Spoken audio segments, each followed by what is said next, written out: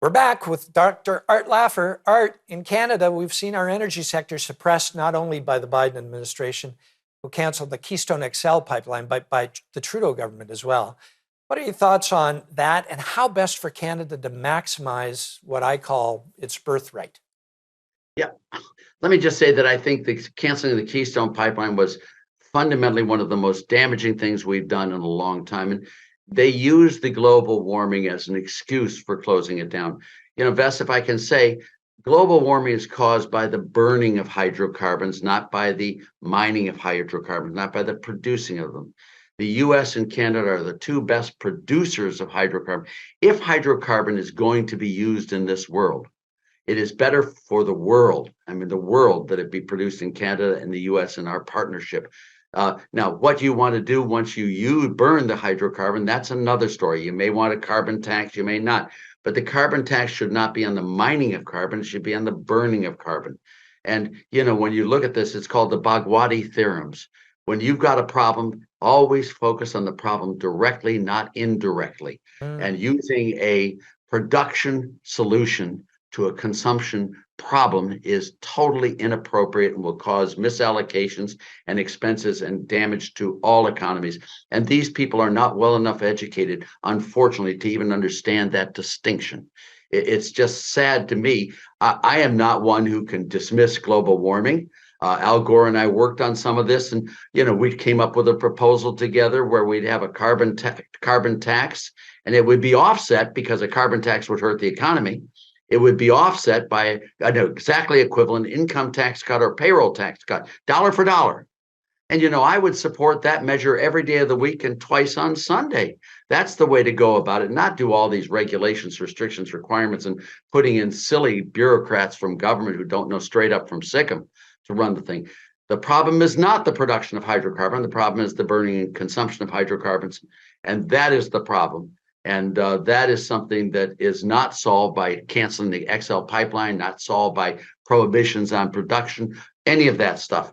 Hydrocarbons are used for a lot of things other than just burning. As you know, fertilizer, all of this stuff, hydrocarbons are used there. Best that they would be produced by the lowest cost, most efficient, cleanest producers. And that's Canada and the US working in partnership. I totally agree. And along the same sort of lines, Art, recently in the State of the Union address, President Biden announced he's going to enforce Buy America, cutting out Canadian suppliers when I think at a time when supply chains are already struggling. It seems to me that it's going to increase costs for American taxpayers. Is this protectionism run amok? Yes, it is. Now, I'm going to give one little story, and then I'm going to explain it in more detail, if I may, Ves. In 1929, the Senate and the House passed Smoot-Hawley tariff. That was in the fourth quarter of 29. The stock market started its big crash. In June of 1930, President Herbert Hoover signed that bill into law, and it was the largest tax increase on traded products, and it led directly to the Great Depression. Unemployment rates 15, 25%. In order to stabilize the economy, Herbert Hoover then raised tax rates in the U.S.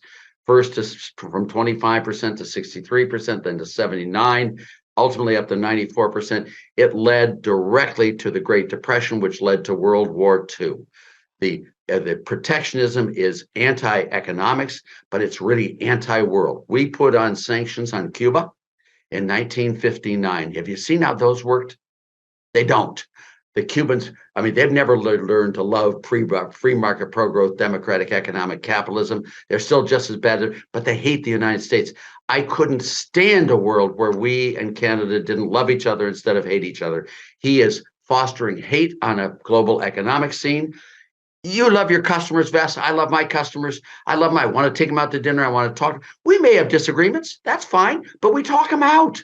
When you prohibit trade with China, prohibit trade with Canada, prohibit trade with the EU, you cause us to be alienated, not talk to each other. We don't get along well. And peace of the world community, in addition to the damaging economics, is greatly threatened. And I am very worried that this is the type of policies that will isolate the United States and make us the most hated nation on earth. And God, I hope he gets the message clearly, because Free trade means peace and love and working together for a global community. It lowers the risk of war. It lowers the risk of tariff battles, all of that. So, excuse me for going on a riff. I didn't mean to, but I am a trade economist, and there is nothing worse for free markets and world peace than putting on a Buy America plan, sanctions, and higher tariffs. I, Nothing worse. I totally agree.